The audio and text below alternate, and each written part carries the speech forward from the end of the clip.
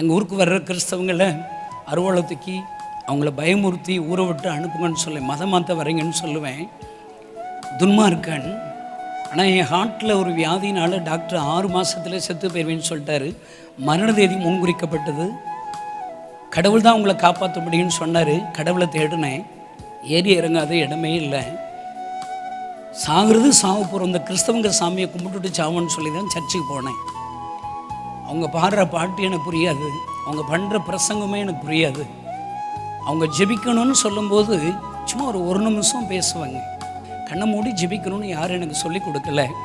சும்மா சொன்னேன், ஏசப்பா நான் உயிர் வாழ ஆசைப்படுறேன், எனக்கு உயிர் தாங்க. சும்மா ஒரு நிமிஷம் ஜெபம் பண்ணேங்க. எனக்கு நல்ல ஞாபகம் இருக்குது. அந்த ஒரு நிமிட ஜெபத்தில் ஏதோ ஒரு வல்லமை என்னை தொட்டதை என்னால் உணர முடிந்தது. ஐயா, முதல்ல சாவ நினச்சி நைட்டுன்னா தூக்கம் வராதுங்க. நம்ம தான் சாக போகிறோமே, பயம், மரண பயம் என்ன துரத்திக்கிட்டே இருக்கும்.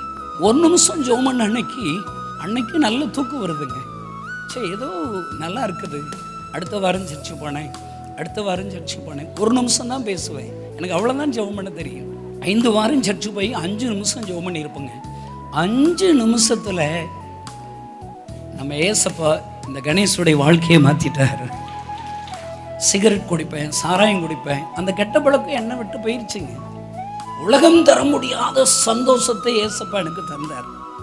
டாக்டர்கிட்ட போய் செக் பண்ணேன். அதே டாக்டர் சொன்னார், வியாதி இருந்ததுக்கான சின்ன அறிகுறி கூட இல்லை என்று சொல்லிவிட்டார். லைவ்லியா, ஒருவேளை நீங்கள் உங்களுடைய பர்சனல் லைஃப்பில் ஏதாவது கஷ்டம் இருக்குதா, வியாதி இருக்குதா, ஏதாவது பாவத்தை விட முடியலையா, நெருக்கங்கள் இருக்குதா, அவமானங்கள் இருக்குதா, எதிர்காலத்தில் நினச்சி நீ பயந்துக்கிட்டே வந்திருக்கிறீங்களா? நல்லா ஞாபகிச்சுக்கோங்க, இந்த முகாமை உங்களுக்காக தான். நீ இருக்கிற இடத்துல ஒரு நிமிஷம் நீங்கள் ஜெபிச்சா போதும். சும்மா கேஷுவலா, அப்பா ஏசப்பா எனக்கு ஒரு அற்புதம் செய்யுங்களேன், இப்போ எனக்கு அற்புதம் செய்யுங்களேன், என்னை தொடுங்களேன், எனக்கு இந்த கவலையிலிருந்து எனக்கு விடுதலை கொடுங்கன்னு சொல்லி நீ இருக்கிற இடத்துலேருந்து நீங்கள் ஜெபிச்சா போதும். நான் சொல்கிறேங்க, உங்கள் ஜெபத்தை இருக்கிற இடத்துல கேட்குற அந்த ஒரு நிமிஷம் ஜெபத்தை கேட்டு ஏசப்பா அந்த கணேசனுடைய வாழ்க்கையை மாற்றினது போல உங்களுடைய வாழ்க்கையை மாற்றுவார்.